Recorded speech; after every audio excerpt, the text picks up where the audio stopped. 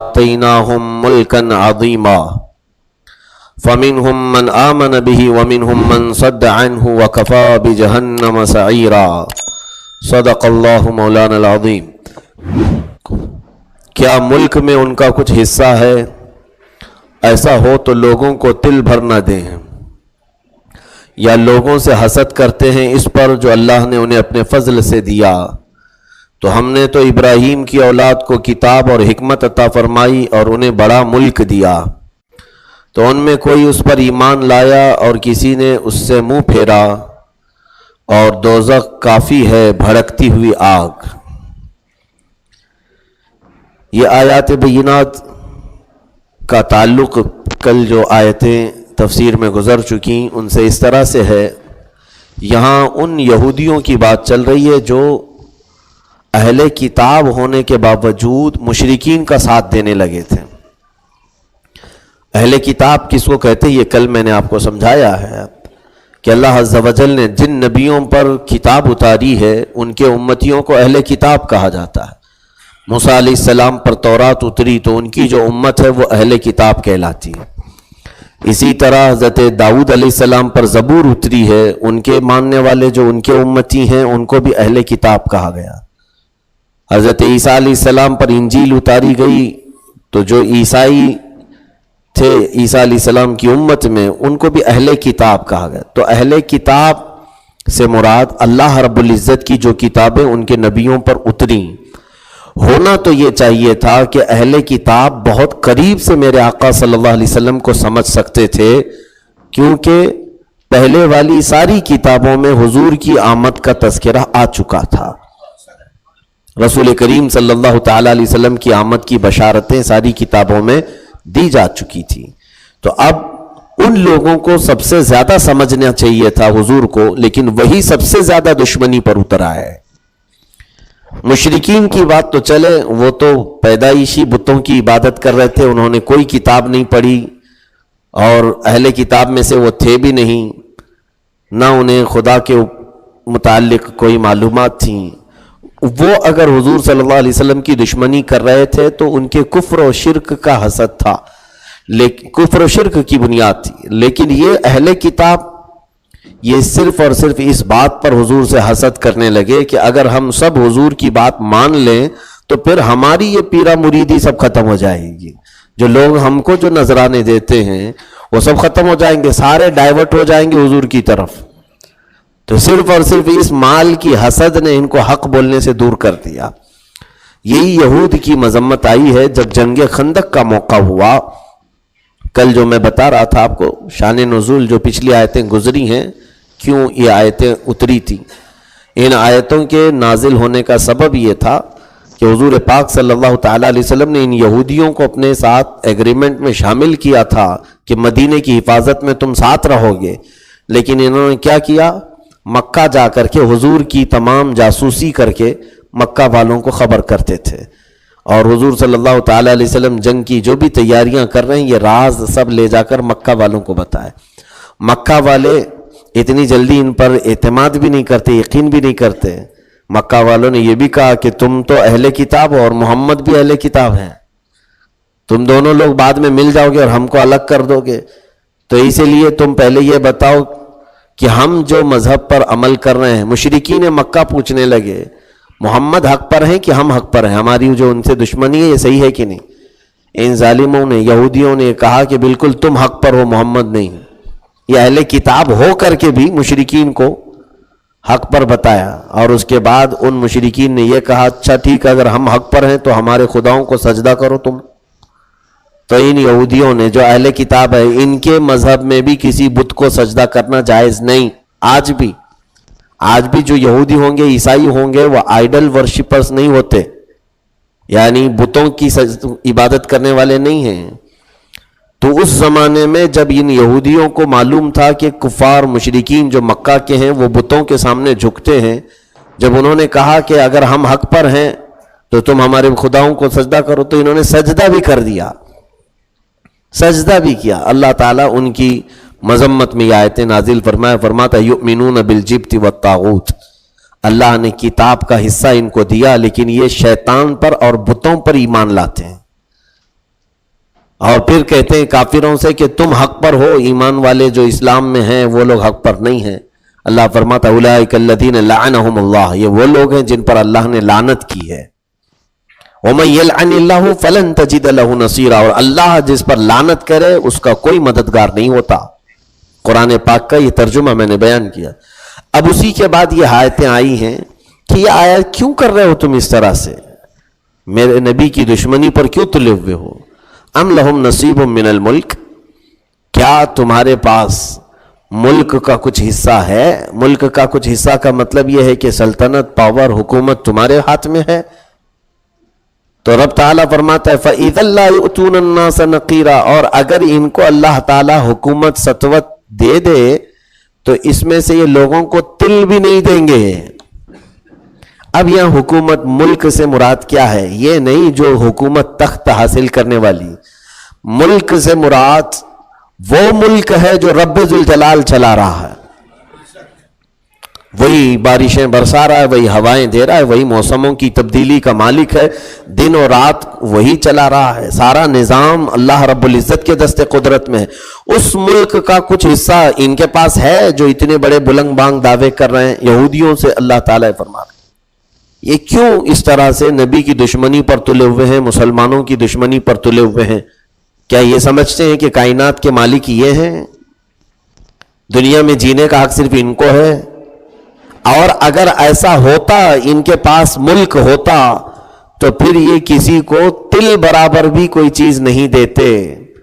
अब यहां से अंदाजा कीजिए वो मौला करीम है रब्बे जुल जलाल, उसके मानने वालों को भी खिला रहा है, नहीं मानने वालों को भी खिला रहा है।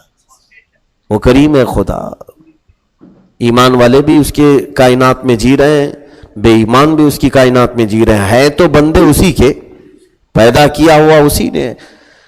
तो अगर ये मुल्क जो है किसी और के हाथ में आता, उसका कोई हिस्सा भी चलाने का सिस्टम इनके पास आता, तो फिर ये किसी का जीना यहां पर आसान नहीं रखते, बहुत दुश्वार कर देते। इसी सिमत में यहूदी आज इसी चैलेंज को कबूल करने के लिए आगे बढ़ रहे हैं कि हम सारी चीजों पर तो कब्जा इख्तियार हासिल कर चुके हैं, यानी ये जमीनी चीजों पर तुम्हारी बहुत सारी चीजें इनके हाथों में आ गई, लेकिन मुल्क जो है वो अब भी उसका कोई हिस्सा इनके हाथ में नहीं। मुल्क से मुराद निज़ाम कायनात का कोई हिस्सा किसी के हाथ में नहीं है सिवाय अल्लाह के।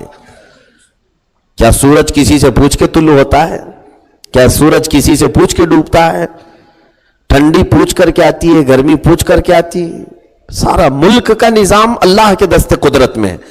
अब इसी चैलेंज को खत्म करने के लिए यहूदी पूरी दुनिया में एड़ी चोटी का जोर लगा रहे हैं। वो 3 ताकतों को हासिल करना चाहते हैं। 3 ताकत हैं। अभी जैसे चंद दिनों कबल मैंने अपने मुताले में ये पढ़ा था, दुनिया का अभी सबसे जो रिच आदमी जिसको कहते हैं बिल गेट्स, इसका अपना कहना यह है कि मेरे सबसे बड़ा दुश्मन दुनिया में कोई है तो सूरज है। पता नहीं, इसको गर्मी से नफरत है। उसने कहा सूरज से मुझे सख्त नफरत है। एक चीज उस पर किसी का कंट्रोल नहीं चलता। सूरज को आप कहेंगे कि थोड़ा पीछे हट जा तो हटता नहीं, अगर उसको ठंडियों के दिनों में बुला ले तो आएगा नहीं, उस पर किसी का इख्तियार नहीं। इस चैलेंज को ये हाथ में लेना चाहते हैं कि ये मुल्क का ये हिस्सा हमारे हाथ में आए। दूसरी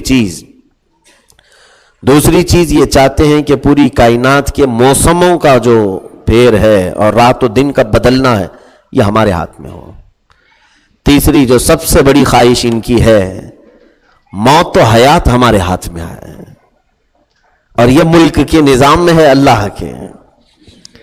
ये मुल्क का निजाम है अल्लाह का, और अल्लाह रब्बुल इज्जत ने ये पावर किसी को भी नहीं दिया, किसी को नहीं दिया।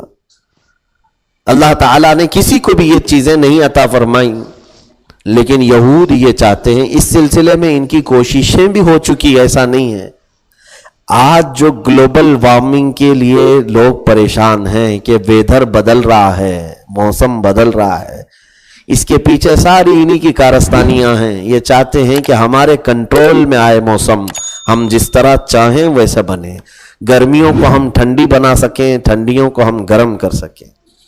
تم ایک کمرے کو تو کر سکتے ہو لیکن کائنات کو نہیں کر سکتے. کمرے کو تو تم اے سی لگا کر گرم کو ٹھنڈا، ٹھنڈے کو گرم کر سکتے ہو. یہ اتنا تمہیں اللہ تعالیٰ نے یہاں جینے کے لیے دیا ہے، اتنا تو جانور کو بھی پاور ہے. جانور بھی ٹھنڈیوں میں اپنی گرمی کا سامان تیار کر لیتا ہے، اور گرمیوں میں جانور بھی اپنے ٹھنڈی کے ذریعے ڈھونڈ لیتا ہے. وہ تو پوری کائنات میں جینے والے کو اللہ نے اختیار دیا. لیکن اگر تم چاہو کہ اللہ کے ملک میں ہی تم دخل اندازی کرو، یہ پاسبل نہیں. لیکن اس کے لیے یہ لوگ آگے بڑھ رہے ہیں. چند دنوں پہلے ایک ٹرائل کیا گیا تھا. ایک ٹرائل اس طرح سے کہ کچھ بڑے بڑے سائنٹسٹ کو لے کر ایک کیمیکل سے بھرا ہوا ایک بلون جو ہے، اس کا کسی جگہ ایکسپیریمنٹ ہوا ہے جس کو اڑایا گیا آسمان میں. تو اوزون لیئر جو ہے، یعنی ہمارے زمین اور آسمان کے بیچ میں ایک خط ہے جہاں سے ہر چیز چھن کر کے ہمارے پاس آتی ہے. سورج کی گرمی ہو یا ٹھنڈی ہو یا بارشیں ہوں، یہ اوزون لیئر ہے، ایک لیئر ہے، ایک پرت ہے. تو کچھ سائنٹسٹ اس پر تجربہ کیے کہ وہ کیمیکل جو ہے انہوں نے ایک بلون کی شکل میں اس کو اڑایا، اور وہ آسمان میں جا کر وہ گیس جو ہے وہ اوزون لیئر پر جم گئی. تو وہ دھواں یا کیمیکل جو بھی جمع، جس کی وجہ سے وہ جتنا خطہ اثر انداز ہوا، وہاں دن میں اندھیرا چھا گیا، اور سخت گرمی کے دن بھی وہاں پر اس علاقے میں اتنا ٹھنڈی ہو گئی، اتنی ٹھنڈی ہو گئی. تو یہ کیمیکل کے ذریعے سے آسمان کے اوپر اگر یہ اس طرح کی کوئی پرت ڈال دیں، اسی لیے خلا میں جا رہے ہیں، اسپیس میں جتنے بھی ایکسپیریمنٹ ہو رہے ہیں، وہ موسم کو کنٹرول کرنے کا ان کا یہ تجربات چلتے ہیں. دنیا کو بیوقوف بناتے ہیں سیٹلائٹ وغیرہ کے نام پر، لیکن کام کچھ اور بھی ہیں ان کے. دو کام، ایک گلوبل یعنی ویدر کو کنٹرول کرنا، دوسرے ان کو ایک خواہش ہے کہ ہم خدا کا پتہ لگا کر کے خدا سے ہی جھگڑا کر لیں گے. اس پر وہ پہلے بھی ہو چکا ہے آلریڈی، ایسا نہیں ہے کہ پہلے ہو چکا ہے. نمرود نے کیا ہے اس طرح سے، اس نے پوری دنیا والوں کو جمع کر لیا تھا اللہ سے لڑنے کے لیے، اور بلڈنگ بنا رہا تھا بہت لمبی کہ اس پر چڑھ کر کے میں خدا کو گرا دوں گا. معاذ اللہ. یہودیوں کی کتابوں میں اگر آپ دیکھیں گے تو لکھا ہوا ہے حضرت اسحاق علیہ السلام، جو بنی اسرائیل کے یعنی جتنے یہودی ہیں یہ سب حضرت اسحاق علیہ السلام کو مانتے ہیں، کیونکہ اسحاق علیہ السلام ابراہیم علیہ السلام کے بیٹے ہیں، اسماعیل علیہ السلام کے سگے بھائی ہیں. تو یہ ان کا عقیدہ یہ کہ اسحاق علیہ السلام اللہ سے جھگڑا کرتے تھے، کبھی وہ خدا کو گرا دیتے تھے، کبھی خدا ان کو گرا دیتا تھا. یہ یہودیوں کی کتابوں میں ہے. تو اسی سے ان کو شہ ملی ہے کہ شاید اس کو کبھی گرایا جا سکتا ہے. معاذ اللہ رب العالمین. اور ان کا صرف اور صرف یہی ان کی خواہش یہ ہے کہ اگر اس کو گرائے تو ساری چیزوں پر قبضہ ہمارا ہو، ساری چیزوں پر ہمارا قبضہ ہو جائے گا. میرے عزیزوں، امپاسبل، محال چیز کے پیچھے یہ پڑی ہوئی قوم ہے. دنیا ابھی ان کے کرتوت کو سمجھ نہیں پا رہی ہے. سنیے، 3 چیزوں پر ان کو کنٹرول حاصل کرنا، ایک سورج کو اور موسموں کو اور موت پر. مرنا اس میں سے کوئی نہیں چاہتا. یہ چاہتے ہیں کہ ہم 1000 سال جئیں اور ہر دن کے 1000 سال ہوں. یہ مشہور ہے نا، جو کسی کے ہیپی برتھ ڈے پر مبارکبادی دیتے ہیں، یہ طریقہ یہودیوں سے ہی آیا ہوا ہے. تم جیو 1000 سال، ہر دن کے ہوں 1000 سال. یہ اس طرح سے تفسیر میں فرمایا بزرگوں نے کہ یہودیوں کا سلام ہی یہ ہے 1000 سال. وہ ایک دوسرے کو سلام بھی کرتے ہیں تو یوں کہتے ہیں 1000 سال جیو. جینے کے بہت حریص ہیں یہ. اللہ قرآن میں فرماتا ہے وَمَا هُوَ بِمُزَحْزِحِهِ مِنَ الْعَذَابِ أَن يُعَمَّرَ. तुम बहुत लंबी उम्र भी जी लोगे तो अजाब से तो नहीं बच पाओगे, अजाब से नहीं बच पाओगे। ले लो 1,00,000 साल जी लो, आना तो है। अल्लाह फरमाता है इलैना तुरजाऊन, हमारी तरफ तुम लौटाए जाओगे। अब ये 3 चीजें हासिल करने के, ये चैलेंज को हासिल कर तोड़ने के लिए पूरी एड़ी चोटी का जोर लगा रहे हैं। इसका असर क्या होगा जानते हैं मेरे अजीजों? ये लोग आज देखें, मैं आपको बताऊं कि हमारे हिंदुस्तान के कानून के साथ छेड़छाड़ हो रही है तो पूरे लोग सड़कों पे हैं। क्यों? डर है ना सबको कि अगर ये संविधान और कवानीन के खिलाफ इनको इस तरह की दादागिरी करने दे दिया जाए तो फिर आगे हमारा ये जीना दुश्वार कर देंगे। सेम यही चीज जब कायनात के मामलात में कोई छेड़छाड़ कर रहा है तो उसके खिलाफ भी आवाज उठानी चाहिए, बोलना चाहिए कि तुम क्या कर रहे हो, ये कौन से एक्सपेरिमेंट कर रहे हो, कौन से तजुर्बात कर रहे हो। होगा क्या अगर ये सूरज की रोशनी को खत्म करने की बात करेंगे? जानते हैं सूरज की रोशनी पूरी कायनात के लिए कितनी अहम है। सूरज की रोशनी अगर ना हो तो जमीन कोई सब्जा ही नहीं उगाएगी, कोई सब्जा नहीं उगेगा। जितने कोपल पौधे निकलते हैं उनको सूरज की रोशनी की जरूरत होती है, तभी वो बढ़ते हैं। सूरज की धूप उनके अंदर ताकत पैदा करती है, फसल लाती। और सिर्फ इतना ही नहीं, हमारे और आपके लिए भी सूरज की रोशनी विटामिन डी का काम करती। विटामिन डी मिलता कहां से है? हमारे बोन्स के लिए, हड्डियों के लिए जिस विटामिन की जरूरत होती है वो खाने पीने से नहीं, ये सूरज की रोशनी से मिलती है। इसीलिए हकीमों ने फरमाया कि छोटे बच्चों को सुबह चाश्त के वक्त की धूप के सामने सुलाओ, उनकी हड्डियां मजबूत होती हैं। और अगर ये तजुर्बा करके देख लेना आप, कुछ लोगों को ठंडियों के कुछ दर्द, जैसे कमर के दर्द, इधर उधर के जोड़ों के जो दर्द हैं, हड्डियों के दर्द, अगर सुबह चाश्त के वक्त की धूप में वो हिस्सा वो सूरज के सामने रखें, इंशाअल्लाह उसे सेहतयाबी हो जाएगी। क्योंकि ये कुदरती चीज है, नेचुरल है। तो ये अगर ये चाहते हैं कि इस पर कंट्रोल करें तो गोया कि ये पूरी कायनात को माजूर और लूला लंगड़ा बनाना चाहते हैं। एक चीज ये हो गई। दूसरी चीज, ये नकली और डुप्लीकेट सूरज बनाने के पीछे भी पड़े हुए हैं। हाँ, ये भी कोशिश चल रही है चाइना में, उसके ऊपर भी बहुत लाखों डॉलर खर्च किए गए। बड़े पैमाने का इलेक्ट्रिसिटी से तैयार किया हुआ एक बलून के वो कितनी रोशनी दे सकता है। तुम्हें अगर वैसा सूरज बनाना हो तो 1 करोड़ सूरज भी उस सूरज का मुकाबला नहीं कर पाएंगे जो रब्बे जुल जलाल का बनाया हुआ है, उस तक नहीं पहुंच सकते हैं। उसके अलावा मौसमों को कंट्रोल करने के लिए ये केमिकल के जरिए कोशिश करना, और मौत पर कंट्रोल करने के लिए इन्होंने क्या क्या चीजें ढूंढी, हर तरह के तजुर्बात कर लिए। ये मरे हुए लोगों के दिल, आंखें क्यों डोनेट करवाते हैं? इनके दिमाग में ये भी है कि शायद ये किसी और को डालें तो फिर ये धड़कना शुरू करे तो उसकी जिंदगी और लंबी हो जाए। एक बात याद रख लें, इस्लाम में इस तरह का कोई डोनेट जायज नहीं। आई डोनेट, किडनी डोनेट या फिर अपना हार्ट डोनेट, ये तुम होते कौन हो डोनेट करने की? तुम्हारे जिस्म का कोई हिस्सा तुम्हारा है ही नहीं, सब अल्लाह का है। हम अगर मालिक हो, मैं अपनी चादर उठा के दे दूं, ठीक है, मेरी थी मैंने दे दिया, अब बगल वाले की खींच करके मैं खैरात करूं, ये जायज है? बिल्कुल जायज नहीं है। कि किसी दूसरे के माल में तसर्रुफ कैसे कर सकते हो आप पूरे जिस्म के खुद मालिक नहीं। इसीलिए इस्लाम में सुसाइड भी जायज नहीं है। खुद से तुम मरना चाहोगे तो नहीं मर सकते। क्यों? जान तुम्हारी अपनी नहीं है, ये अल्लाह की है। अल्लाह जब चाहेगा तुमसे ले लेगा वापस।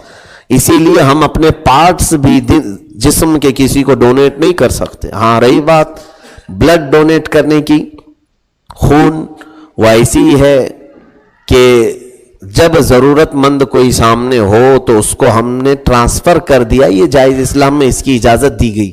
लेकिन जो ब्लड बैंक लेकर के घूमते हैं कि सबका खून चूस करके एक जगह बैंक में जमा करना चाहते हैं, वो नहीं, हमारे यहां इसकी इजाजत नहीं। यानी पहले ही से कोई मरने वाला हो तो आप घर में पहले जनाजा ला के रख लेंगे, दादाजी अगले साल मरने वाले, आज ही जनाजा तैयार कर लो, ऐसा तो नहीं होता। तो ये जो ऑन द स्पॉट جس کو ضرورت پڑی ہم اپنا خون دے سکتے ہیں، یہ اسلام میں اس کی اجازت ہے، لیکن پہلے سے کہیں پر بھی جا کر کے اپنا خون پیش کر دینا، اس کی اجازت فقہاء کرام نے نہیں دی ہے۔ بہرحال میں یہ کہہ رہا ہوں کہ موت پر کنٹرول کے لیے ہر ممکن کوشش کی جائے رہی۔ کلوننگ کر رہے ہیں آج۔ کلوننگ کیا ہے؟ کلوننگ کا مطلب یہ ہے کہ ڈپلیکیٹ انسان بنانے کی کوشش کی جا رہی ہے، سیم ٹو سیم انسان کی طرح دوسرا بنے، اور وہ کیسے؟ کسی بکری کے پیٹ میں، کسی کتیا کے پیٹ میں، کہیں الگ سے کوئی الگ جگہ رکھ کر کے نطفہ ڈال کر کے اس میں الگ سے ایک مصنوعی آرٹیفیشل انسان پیدا کرنے کی کوشش کی جا رہی ہے۔ اب اللہ عالم ان لوگوں کا چیلنج ہے، ان کا دعویٰ ہے، یہ ابھی لیگل نہیں ہے، اللیگل طریقے سے ان کا کہنا یہ ہے کہ ہم نے بہت ساری کلوننگ سے دوسرے انسان بنا لیے، لیکن آنکھوں کے سامنے تو ہمارے نہیں ہیں۔ بعض محققین جو بعض لوگ ریسرچ کر رہے ہیں وہ کہہ رہے ہیں کہ کلوننگ کے ذریعے سے انہوں نے ایک دوسرا انسان بھی بنایا، لیکن میرا رجحان یہ کہتا ہے کہ قیامت تک ممکن نہیں ہے، کیونکہ قرآن میں اللہ نے فرمایا لَن يَخْلُقُوا ذُبَابًا وَلَوِ اجْتَمَعُوا لَهُ، کہ تم پورے کے پورے بھی اگر جمع ہو جاؤ تو ایک مکھی نہیں پیدا کر سکتے۔ جب رب تعالیٰ نے مکھی کے متعلق فرما دیا تو پھر انسان بہت بڑی چیز ہے۔ انسان ایسے عجائبات کا مرکز ہے کہ انسان پر جو تجربہ کرے اسے اللہ کی معرفت حاصل ہو جائے گی۔ اسی لیے امام اعظم ابو حنیفہ رضی اللہ تعالیٰ عنہ نے فرمایا من عرف نفسہ فقد عرف ربہ، جس نے اپنے آپ کی حقیقت کو پہچان لیا وہ اپنے رب کو پہچان لے گا۔ یہ معرفت یہاں سے حاصل ہو سکے۔ انسان عجائبات کا گھر ہے، اس کے اندر جو اللہ رب العزت نے چیزیں رکھی ہیں وہ کسی دوسری مخلوق میں ہے ہی نہیں۔ ہمارے سر سے لے کر پیر کے ناخن تک جو ہمیں نسوں میں رکھا گیا، باندھا گیا، تو بعض لوگوں نے کہا کہ اگر ہماری نسیں کھول دی جائیں تو کئی ہزار کلومیٹر تک خالی تمہاری نسیں بچھائی جائیں گی، جس کو گن نہیں سکتے، لا تعداد۔ اور ایک نس اگر تمہاری ٹوٹتی ہے تو دنیا کا آج تک کوئی بھی نیورو سرجن ہو، ڈاکٹر ہو، دوسری نس بنا نہیں سکا۔ یہ سلائی تو کر سکتے ہیں، نس دوسری بنا نہیں سکتے۔ اسی لیے بتاؤ کہ کتنے ڈاکٹر ہیں جنہوں نے اندھوں کو آنکھ دے دیا ہوا ہے، جس کی آنکھیں جا چکی ہوں۔ کیسے جاتی آنکھیں؟ آنکھوں کے پیچھے جو نسیں ہوتی ہیں وہ نسیں سوکھ جاتی ہیں، جس میں سے ان کو روشنی ملتی ہے اور خون کی سپلائی ہوتی ہے، وہ سوکھ جاتی ہے۔ تو اتنی ترقی یافتہ دور میں، اتنی ٹیکنالوجی کے دور میں، ان سوکھی ہوئی نسوں کو کوئی کیوں زندہ نہیں کر پاتا، یا کوئی چینج کر کے دوسری نسیں کیوں نہیں بنا سکتا؟ ممکن نہیں ہے۔ آپ اندازہ کرو، نس اتنی باریک سی چیز ہوتی ہے، آنکھوں کی نسیں جو تمہارے ہاتھ میں اگر آ بھی جائیں تو دیکھ نہیں پاؤ گے، اس کو مائکروسکوپ سے دیکھنا پڑے گا، خوردبین سے دیکھنا پڑے گا۔ اتنی باریک نسیں، ڈاکٹرز اتنی باریک نسیں نہیں بنا پائے، پورا انسان کہاں سے بنا پائے؟ روبوٹ تو بنا لو گے لیکن انسان نہیں۔ روبوٹ الگ چیز ہے، انسان الگ چیز ہے۔ روبوٹ صرف اتنا کرے گا جتنا اس کے اندر ڈائریکشن تم نے دیے ہیں، جتنی چیزیں تم نے اس میں بھری ہیں وہی چیزیں کر سکے گا۔ اور پھر یہ بھی تو دیکھو، روبوٹ کو بنانے والا ہی انسان ہے، تو پھر ویسا انسان بنا کے دکھاؤ جو اور انسانوں کو بنا سکے۔ یہ ممکن نہیں، لیکن یہودی یہ چیلنج کر رہے ہیں کہ ہم نے کلوننگ سے انسان بنا ہے۔ میرے عزیزو، یہ ملک کا، اللہ کا نظام ملک کے حصے ہیں، اور قرآن میں اللہ فرماتا ام لہم نصیب من الملک، کیا اللہ نے ملک کا کوئی حصہ انہیں دیا ہے، نظام قدرت میں سے کوئی چیز دیا ہے؟ اگر ان کے پاس ہوتا یہ پاور تو پھر یہ کیا کرتے ہیں؟ یہ شیطان کیا کر جاتے؟ اگر رزق پہنچانا، موت و حیات دینا، موسموں کی تبدیلی وغیرہ ان کے ہاتھ میں ہوتی تو یہ پوری دنیا کو پریشان کر کے رکھ دیتے۔ وہ قادر مطلق ہے، حی و قیوم خدا ہے۔ رب ذوالجلال نے ہمیں اس کی زمین پر 1000 گناہ کے باوجود بھی عیش کی زندگی عطا کیا ہے۔ اس کی مہربانیاں اس کی طرح کوئی کرم کر بھی نہیں سکے گا۔ بہرحال دوسری بات یہ ہے، اللہ تعالیٰ فرماتا ہے ام یحسدون الناس علی ما آتاہم اللہ من فضلہ، یا تو پھر یہ حسد کر رہے ہیں، کس سے؟ مسلمانوں سے، کہ اللہ نے اپنے فضل سے جو انہیں دیا ہے اس پر یہ حسد کر رہے ہیں۔ کیا دیا ہے اللہ نے ہمیں؟ جو تم پوری مشینیں ملا کر کے نہیں بنا پائے وہ اللہ تعالیٰ نے میرے مصطفیٰ صلی اللہ علیہ وسلم کے قدموں میں پلنے والے کسی ایک مسلمان کو ایسی عطا فرما دیا. تم یہ چاہ رہے ہو کہ تم پوری دنیا پر کنٹرول حاصل کر لو, ملک کے نظام میں کچھ حصہ تمہارا ہو جائے, تم نہیں کر سکے. ہزاروں لاکھوں اربوں خرچہ کر کے پہنچ نہیں پائے, لیکن گدڑی پہنے ہوئے میرے مصطفیٰ صلی اللہ علیہ وسلم کے غلاموں کا حال یہ ہے کہ اگر وہ سورج سے کہہ دیں تو وہ رک جائے. اللہ کے حبیب کے غلاموں کا یہ حال ہے. میرے مصطفیٰ کریم صلی اللہ علیہ وسلم نے ڈوبے ہوئے سورج کو پلٹایا, چمکتے ہوئے چاند کو اشارہ فرمایا تو شک ہو گیا, حالانکہ وہ سب اللہ کے ملک کا حصہ ہے. رب تبارک و تعالیٰ نے اپنے محبوبوں کو یہ قوت عطا فرمائی یہ بتانے کے لیے کہ تم مجھ سے جھگڑا کر کے وہ چیز حاصل نہیں کر پاؤ گے, محبت کرو تو اللہ محبت میں خیرات عطا کرے گا. رب تعالیٰ سے محبت کرو. اور اسی لیے اقبال نے کہا کہ محمد سے وفا تو نے تو ہم تیرے ہیں. اللہ فرما رہا ہے, اللہ کا یہ فرمان ہے, یہ اس کی ترجمانی کر رہے ہیں اقبال شعر میں کہ محمد سے وفا تو نے تو ہم تیرے ہیں. اللہ فرما رہا ہے میں تیرا ہو جاؤں گا. ارے یہ جہاں چیز ہے کیا لوح و قلم تیرے ہیں, کائنات پر تیری سطوت بٹھا دی جائے گی. حتیٰ کہ سیدنا غوث العظم دستگیر رضی اللہ تعالیٰ عنہ بہت ساری کرامات ہیں آپ کی, اس میں سے مردوں کا زندہ کرنا کیسے, اللہ کا نظام ہے یہ, جسے چاہے وہ زندہ کرے, لیکن اپنے محبوبوں کو دیا اس لیے کہ وہ اللہ کی محبت میں فنا ہوئے ہیں. اللہ کی محبت, ان کا کام اللہ کا ہی کام ہے. کیونکہ قرآن میں اللہ فرماتا ہے صحابہ نے جو جنگ بدر میں تیریں چلائی تھیں, رب تعالیٰ فرماتا ہے وَمَا رَمَيْتَ إِذْ رَمَيْتَ وَلَكِنَّ اللَّهَ رَمَا. تیر جب چلا رہے تھے تم نہیں چلا رہے تھے, تیروں کو اللہ نے چلایا ہے. تو کبھی اس کے محبوبوں کا کام جو ہے اللہ اپنی طرف منسوب فرماتا ہے, وہ ہمارا ہی کام ہے. میرے عزیزو, اللہ نے جو ایمان والوں کو نعمت دی ہے, اس نعمت کے وہ حاسد ہیں, حسد کرتے ہیں, اور یہ حسد میں ہی جلتے رہ جائیں گے. اسی طرح کی ایک بات ایک بڑے مفکر نے لکھی تھی, شاید میں نے آپ کو اس سے قبل بھی شیئر کیا ہو اس بات کو. ایک بڑا ماڈرن کلچر کا آدمی, بہت تہذیب تمدن کی بات کرنے والا, امریکہ کا دل دادا, مغربی تہذیب کا سائنٹسٹ, گنبد خضرا کے پاس کھڑے ہو کر باتیں کرنے لگا. کہنے لگا کہ اے گنبد خضرا, ہم مسلمان ہیں, تو نے کہا ہے کہ ہم کامیاب ہیں. کہاں کامیاب ہیں ہم؟ آج تو پوری دنیا میں ہم لٹ رہے ہیں, مارے جا رہے ہیں. کیا کامیابی اسی کو کہتے ہیں؟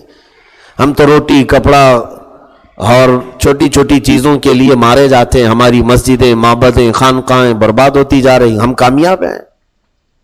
تو جواب آیا اس کو. یہ عالم تصور میں ایک مفکر نے لکھا ہے کہ اے بندے, ضرور مسلمان کامیاب ہیں, لیکن اللہ نے جو شرط رکھی ہے وہ یہ ہے کہ تم اگر نبی کے سچے غلام ہو جاؤ, اگر تم نے مصطفیٰ کریم صلی اللہ علیہ وسلم کی محبت پہن لی ہوتی تو اللہ کا وعدہ تو برحق ہے, وہ آج بھی ہوگا. تو اس نے کہا کوئی کامیاب ہے جو گنبد خضرا کے سائے میں پلا ہوا ہو؟ تو اس کو دکھایا گیا, آؤ تاریخ کے اوراق پلٹو, تم کہہ رہے ہو کہ یورپ بہت کامیاب, امریکہ بڑا سپر پاور, ٹھیک ہے, گنبد خضرا کی چھاؤں میں بیٹھنے والے ایک ہی انسان کو دکھایا گیا, اس کو ایک ہی انسان دکھایا گیا. کیسا انسان دکھایا گیا؟ 800 سال پہلے کا ایک انسان.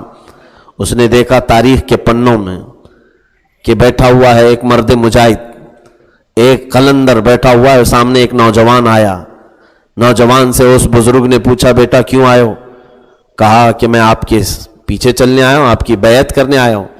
تو اس مرد درویش جو بزرگ بیٹھے ہوئے مسجد نبوی میں 800 سال پہلے کی بات یہ دیکھ رہا ہے تاریخ میں, وہ میں بتا رہا ہوں. اب تاریخ سے اس نے پوچھا یہ دونوں ہیں کون؟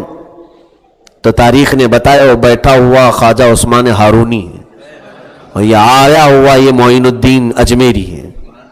دونوں کا مکالمہ سنو. خواجہ عثمان ہارونی نے کہا میرے پیچھے چلنا چاہتے ہو؟ تو انہوں نے کہا آسمان کی طرف دیکھو کچھ دکھتا ہے.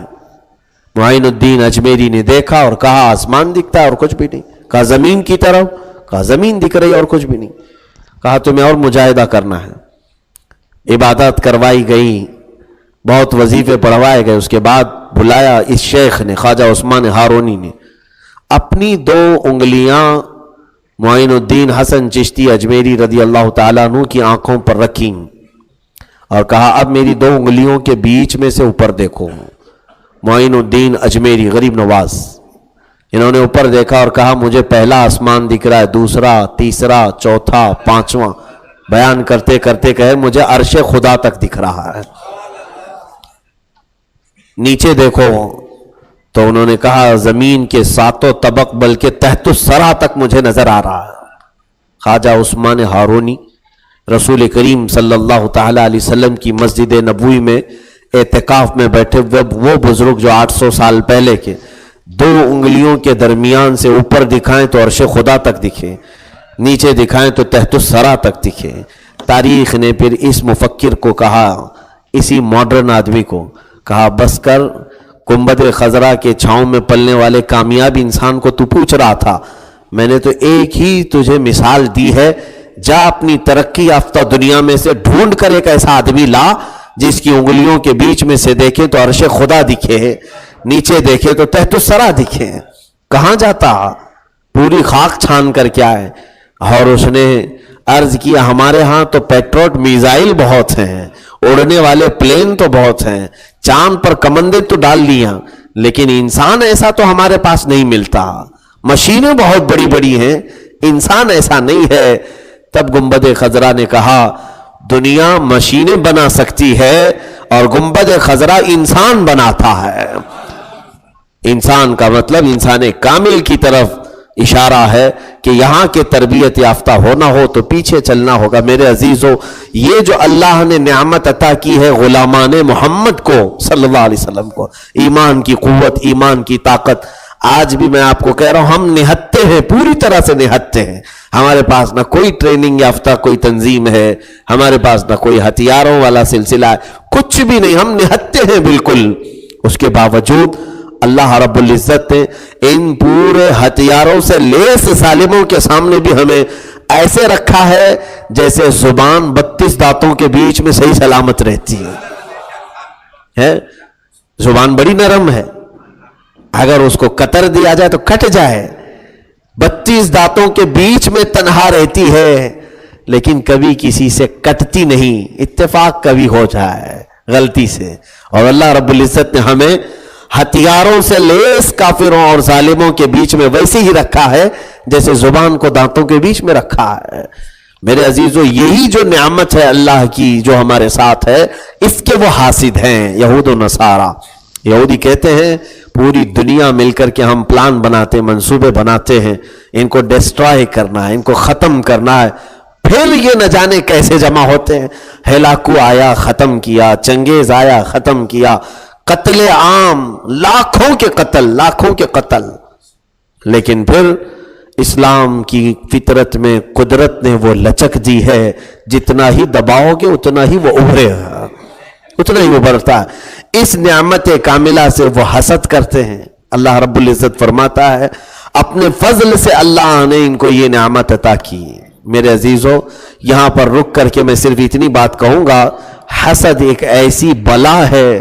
اللہ کے حبیب صلی اللہ علیہ وسلم نے فرمایا الحسد یأکل الحسنات کما تأکل النار الحطب. حسد نیکیوں کو ایسے کھا جاتا ہے جیسے آگ لکڑیوں کو کھاتی ہے. آپ سے اگر کہا جائے حسد کرتے ہو, جلتے ہو, کوئی نہیں کہے گا, کوئی نہیں کہتا میں کیوں حسد کروں گا, میں کیوں جلوں گا. لوگ اپنا کبھی بھی اس چیز کو ایکسپٹ نہیں کرتے, لیکن ہوتا ہے. نعمتوں سے حسد کرنا در حقیقت اللہ کی نعمت سے حسد کرنا, اللہ کی قدرت اور اس کی عطا پر تم ناراض ہو. کیوں ناراض ہو؟ رب تبارک و تعالیٰ نے کسی کو خوبصورتی دی, تم اس سے جلنے لگے, حسد کرنے لگے. کسی کو اللہ نے مال دیا, تم اس سے حسد کرنے لگے. کسی کو مقام دیا, مرتبہ دیا, اس سے تم حسد کرنے لگے. کسی کو علم دیا, اس سے تم جلنے لگے. کچھ لوگ بنا کسی مطلب کے دشمنی کرتے, اسی کو حسد کہا گیا ہے. بنا کسی مطلب کے, ان کو کوئی بھی تکلیف نہیں ہے, لیکن دل کے اندر جو کڑن ہے, حسد ہے, یہ بہت ہی خطرناک بیماری, حتیٰ کہ بزرگوں کے اقوال کی روشنی میں یہ کہنا چاہتا ہوں، کینسر صحیح ہو سکتا ہے لیکن حسد صحیح نہیں ہو سکتا۔ شیخ سعدی رحمۃ اللہ علیہ نے فرمایا، بمیر کتاب رہی، اے حاسد، حسد کرنے والے، اگر تیرا علاج ہو سکتا ہے تو صرف موت ہے، تو مر جا تو ہی تجھے شفا ملے گی۔ یہ بیماری ہے، یہ حسد کرنے کی بیماری جلدی نہیں جاتی۔ اس کے لیے کچھ ٹپس میں آپ کو بتا دوں۔ جب بھی کسی کو اچھا دیکھو تو رب تبارک و تعالیٰ کی بارگاہ میں صرف اتنی دعا کرو کہ اے اللہ، جو تو نے اسے عطا کیا ہے وہ اور مزید عطا فرما دے، اس کو مزید دے دے۔ اس کا بدلہ یہ ہوگا کہ حدیث میں ہے، جیسے ہی تم نے اس کے لیے دعا کی، اللہ تعالیٰ 2 فرشتے تمہارے سر پہ اتارتا ہے، اور وہ فرشتے یہ کہتے ہیں کہ مولا، اس نے جو اپنے بھائی کے لیے مانگا ہے وہ ڈبل اسے عطا کرتے ہیں۔ تم اس کے لیے دعا کر رہے ہو اور فرشتے تمہارے لیے دعا کریں۔ تمہاری دعا کا مطلب پتہ نہیں ہے، لیکن فرشتوں کی دعا تو اللہ قبول فرمائے گا۔ سب سے بہترین یہ ہے، اگر کسی کے متعلق کچھ سنو تو دعا دے دیا کرو، حسد کی بیماری نہیں آئے گی، حسد کی آگ میں نہیں جلو گے کسی کے بھی متعلق۔ اور یہ چور راستہ ہے شیطان کا، حسد اسی راستے سے داخل ہوتا ہے، لوگوں کو کھا جاتا ہے، نیکیاں ختم کر ڈالتا ہے۔ دیکھیں آپ جس سے بھی آپ حسد کریں گے اس کا کچھ بھی نہیں بگڑے گا، تمہاری نیکیاں سب ٹرانسفر ہوتی ہوئی چلی جائیں گی۔ 4 لوگ بیٹھے، غیبت کا کٹا سجا ہوا ہے، میٹنگ چل رہی ہے فلاں کے معاملات لے کر کے، ارے وہ آج جو پہنچا ہے نا، ہم کو سب معلوم ہے کون سی کمائی سے آیا ہے، اس کے ساتھ 2 نمبر کے ہیں، وہ ہے یہ ہے، اگر ہو یا نہ ہو تم اس پر بلیم کر لیے، اس کے اوپر حسد کیے۔ ارے آج یہ اتنا جو چہچہا رہا ہے، اڑ رہا ہے، ہم جانتے ہیں اس کا پہلے کا کیا کیا تھا، سب کرتوت ہم جانتے ہیں، تم نے حسد کیوں کیا؟ یہ حسد کی بیماری شیطان کی ہے، اور یہودیوں کی سب سے خطرناک عادت حسد جو میرے آقا سے انہوں نے کیا، اسی وجہ سے اللہ نے ان کو ایمان کی دولت سے محروم رکھا۔ حسد، اگر حضور صلی اللہ تعالی علیہ، دیکھیں جنگ کیا ہے ابو سفیان نے حضور کے ساتھ، خالد بن ولید نے جنگ کیا ہے حضور کے ساتھ، جنگ احد میں مقابلہ کیے ہیں، اس کے باوجود اللہ نے انہیں ایمان عطا کیا، ہدایت دی، اس لیے کہ ہو سکتا ہے وہ اپنے نظریات کی لڑائی لڑ رہے تھے، لیکن یہود ایمان نہیں لائے، جو وجہ یہ تھی کہ وہ جان کر کے حسد کر رہے تھے، حضور صلی اللہ علیہ وسلم کو جان کر کے حسد کر رہے تھے، ساری چیزیں معلوم تھی، حضور کو سب سے حسین و جمیل دیکھتے تھے، اس کے باوجود کہتے تھے کہ وہ بدصورت ہے، معاذ اللہ رب العالمین، نعوذ باللہ من ذالک۔ تو یہ حسد تھا، ساری چیزیں نظر آنے کے بعد بھی اس کی اچھائیوں کو کھا جانا۔ میرے عزیزو، اب جس سے حسد کیا جا رہا ہے اس کو خوف کرنے کی ضرورت نہیں۔ امام غزالی رحمۃ اللہ تعالی علیہ نے فرمایا، جب اللہ رب العزت کسی کے مرتبوں کو بڑھانا چاہتا ہے تو پہلے اس کے حاسدین پیدا کرتا ہے، حاسدین اس کے جیسے بڑھنے لگتے ہیں، اس کا مقام بلند ہوتا ہے، کیونکہ وہ بیچارے فری میں سارا ڈاٹا ادھر ٹرانسفر کر رہے ہیں، ہوتا ہے ایسے۔ تو کئی مرتبہ ایسے معاملات ہوتے ہیں کہ دل میں یہ سکون بھی ہوتا ہے۔ میرے عزیزو، اگر ہم اپنی بات کریں، ہم اپنے گناہوں کے اعتبار سے کب کے پکڑے جائیں اللہ رب العزت کی بارگاہ، لیکن کچھ لوگوں نے ہمیں گالی دے کر کے، کچھ لوگوں نے حسد کر کے، کچھ لوگوں نے جلن کر کے کچھ چیزیں ہمارے پاس ویسی پہنچائی ہیں، شاید اسی وجہ سے اللہ رب العزت معاف کر دیتا ہے۔ قیامت کے دن بھی یہی چیزیں ہوں گی، جتنے لوگ تمہاری غیبت کرتے تھے، جتنے لوگ تمہارے سے حسد کرتے تھے، قیامت کے دن وہ بھی کھڑے ہوں گے، ایک ذرہ بھی اللہ نہیں چھوڑے گا۔ فَمَن يَعْمَلْ مِثْقَالَ ذَرَّةٍ خَيْرًا يَرَهُ، جس نے ذرے کے برابر، ذرہ کہتے ہیں وہ رائی کے دانے سے بھی کم ہوتا ہے، کہا اتنی بھی نیکی کیا ہو وہ بھی ہم دکھائیں گے۔ وَمَن يَعْمَلْ مِثْقَالَ ذَرَّةٍ شَرًّا يَرَهُ، اللہ فرماتا ہے رائی کے دانے کے برابر بھی، ذرے کے برابر بھی اگر کوئی برائی کیا ہو وہ بھی ہم قیامت کے دن اسے دکھائیں گے۔ تم نے کچھ بھی کیا ہو، کسی کے متعلق حسد کیا ہو، وہ چیزیں وہاں آئیں گی اور اس کو حق دلایا جائے گا جس سے تم نے حسد کیا تھا، جس کی خرابیاں تم نے بیان کرتے تھے، جس کی غیبت تم کرتے تھے، اس کو ساری چیزیں تمہاری دلائی جائیں گی۔ اسی لیے اب اس کے احکام میں آلریڈی پہلے بیان کر چکا ہوں، کیا چیز غیبت میں آتی ہے، کیا چیز نہیں آتی ہے، کون سا حسد ہے، کون سا نہیں۔ اب مثال کے طور پر اگر میرے پاس تھوڑا بہت اگر علم ہے، اگر مجھ سے آپ حسد کر رہے ہیں تو جائز ہے، مجھ سے حسد کر سکتے ہیں، یا پھر کسی علم والے سے، اس کو حسد نہیں کہیں گے، اس کو رشک کہیں گے، اس لیے کہ علم والے کے ساتھ اگر آپ اس لیے رشک کر رہے ہیں کہ اللہ نے اس کو یہ دیا ہے، کاش مجھے بھی یہ چیز مل جائے، ثواب ہے، لیکن حسد اس وقت مانا جائے گا جب علم والے کو اس نیت سے دیکھیں کہ اللہ اس کو ختم کر دے، اس کو گرا دے۔ تم نے اگر دل میں برا ارادہ کیا تو وہی حسد ہو گیا۔ اب کسی مالدار کو آپ دیکھیں بڑا پیسے والا ہے اور خیرات صدقات وغیرہ کرتا ہے تو آپ دل میں رشک کریں، کیسا ہے میرا بھائی، اس کو اتنا سب ملا ہے، کاش میرے پاس بھی ایسا ہوتا تو میں اتنے خیرات کرتا۔ رب تعالیٰ کے حبیب صلی اللہ علیہ وسلم نے فرمایا ہے تم نے ایسا ارادہ کیا، دو لوگ قیامت کے دن، سنیے بڑی میرے مولا کی مہربانیاں دیکھیں، ایک کو اللہ نے بہت مال دیا تھا، بہت مالدار ہے، سیٹھ ہے، غربا مساکین کو بہت تقسیم کرتا تھا، خیرات کرتا تھا، بہت ثواب اس نے کمایا، اور ایک تھا غریب، اس کو کچھ بھی نہیں، اس کے پاس پیسے نہیں تھے، لیکن روزانہ اس امیر کو دیکھتا تھا اور یہ کہتا تھا کہ کاش میرے پاس ہوتے تو میں اس سے زیادہ لوگوں کو تقسیم کرتا۔ قیامت کے دن جب حساب ہوگا تو اس مالدار کو خیرات، صدقات اور مساکین کی محبت کی جو جزا ملے گی، جنت، اللہ رب العزت وہ بہت بڑا اجر اسے دے گا، اتنا ہی اجر اس غریب کو بھی عطا کرے گا۔ اس سے پوچھا جائے، یہ پوچھے گا کہ مولا اس نے تو بہت خیرات کیا، میں نے تو کوئی خیرات نہیں کی۔ رب فرماتا ہے تیرے پاس ہوتا تو بھی خیرات کرتا، تو نے نیت جو کیا اس نیت پر ہی اجر ہے، نیت پر اللہ اجر دے رہا ہے۔ تو جلنے کی بجائے کاش یہ نیت ہی کیوں نہ کر لیا جائے، حسد کرنے کی بجائے کیوں یہ نیت نہیں کر لیتے کہ کاش میرے پاس بھی ایسی طاقت ہوتی تو میں یہ کر لیتا۔ مجاہد کو دیکھ کر اگر آپ نے نیت کی کاش میرے پاس یہ تمام اسباب مہیا ہوتے تو میں بھی مجاہد ہوتا، تو اللہ تبارک و تعالیٰ تمہیں اس کے ثواب تک پہنچائے گا۔ حاجی کو دیکھ کر حج کی تمنا کرنا حسد نہیں ہے، بلکہ اگر آپ یہ تمنا کریں کاش میرے پاس مال ہوتا تو میں بھی اللہ کے گھر جاتا، رب تبارک و تعالیٰ تمہیں حاجی کے ساتھ قیامت کے دن اٹھائے گا۔ نیت یہ ہے، اور ایک طرف ہے وہ جلنا، کڑنا، حسد کرنا، اس میں جو ہے وہ بھی ضائع ہو جائے گا، وہ بھی ختم ہو جائے گا۔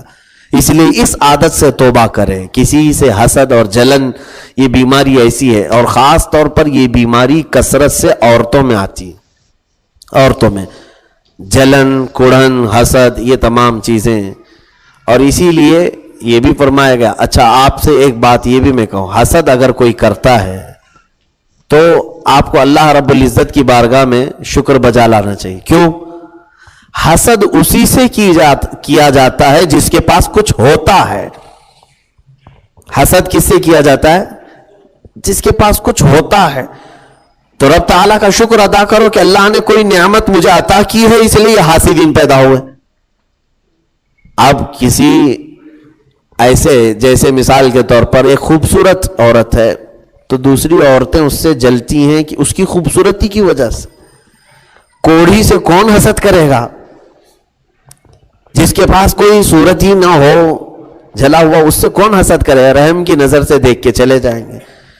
حسد اس سے کیا جاتا ہے جس کے پاس کوئی نعمت ہوتی ہے۔ تو جب تمہارے ساتھ کوئی حسد والے معاملات آئیں تو خوف نہ کریں، پریشان ہو کر کے بدلے کے انتقام کی آگ میں نہ بھڑکیں، بلکہ اللہ کا شکر یہ ادا کریں کہ رب نے میرے اندر کوئی نعمت عطا کی ہے جس کی وجہ سے حسد ہے۔ یہ بات تو صحیح ہے کہ دھواں وہیں سے نکلتا ہے جہاں آگ ہو، یہ مثال ہے، اور عطر نہ ہو تو خوشبو پھیلتی کیسے ہے؟ عطر ہو تو خوشبو پھیلتی ہے۔ اسی طرح یہ حسد کی بیماری بھی دوسروں کے ہاں اسی وقت آتی ہے جب تمہارے اندر کوئی خوبی آ جائے، جب تمہارے اندر کوئی نعمت اللہ کی آ جائے۔ تو رب تبارک و تعالیٰ نے یہ فرمایا وَكَفَى بِجَهَنَّمَ سَعِيرًا، جن لوگوں نے منہ پھیرا ہم سے، جن لوگوں نے منہ پھیرا، دوزخ کافی ہے ان کے لیے بھڑکتی ہوئی آگ۔ سعیر، اللہ نے فرمایا یہ سعیر جہنم کا دوسرا نام ہے، قرآن میں کئی جگہ پر آیا ہے، اور سقر بھی نام ہے جہنم کا۔ دوزخ کے کئی نام قرآن میں آئے، سعیر ہے، سقر ہے، جہنم ہے۔ تو یہ تمام چیزیں، جہنم کی وادیوں کا بھی نام آیا ہے، جیسے فسوف یلقون غراما، اللہ رب العزت نے یہ بھی قرآن میں فرمایا ہے، لزاما۔ اور سورہ شعراء میں اللہ تبارک تعالیٰ نے اثام، ایک وادی کا ذکر فرمایا جہاں زانیوں کو ڈالا جائے گا، زنا کرنے والوں کو۔ سعیر جو وادی ہے جہنم کی، اس میں کثرت سے بھڑکتی ہوئی آگ ہوگی۔ جہنم کے طبقات ہیں، تو جہنم دوزخ کتنی بڑی ہے اس کا اندازہ نہیں کر سکو گے آپ۔ حدیث پاک میں ایک روایت یہ ملتی ہے کہ صحابہ اکرام حضور کے ساتھ بیٹھے ہوئے تھے، تو اچانک ایک بڑے دھماکے کی آواز آئی حضور صلی اللہ تعالیٰ علیہ وسلم کی محفل میں۔ صحابہ سے حضور نے فرمایا، میں نے ابھی ایک آواز سنی۔ حضور سنتے تھے، میں نے ایک آواز سنی۔ صحابہ سے فرماتے، جانتے ہو تم وہ کون سی آواز میں نے سنی؟ صحابہ نے پوچھا، یا رسول اللہ صلی اللہ علیہ وسلم آپ بہتر جانتے ہیں۔ فرمایا، میرے آقا صلی اللہ علیہ وسلم نے آج سے تقریباً 70,000 سال پہلے دوزخ کے منہ سے ایک پتھر گرایا گیا تھا، وہ اب جا کر کے اس کی تہ میں گرا ہے۔ اب اس کی لمبائی اور چوڑائی اس کا اندازہ نہیں ہے۔ اور جہنم میں جن لوگوں کو ڈالا جائے گا، یہ چھوٹے چھوٹے لوگ نہیں ہوں گے۔ جہنمیوں کی شکل جو ہے، اس کو جو روایت میں بیان کیا گیا ہے، جب کسی کو دوزخ میں ڈالا جائے گا اس کو بڑے لقمے چاہیے۔ دوزخ اس کو بھوک لگتی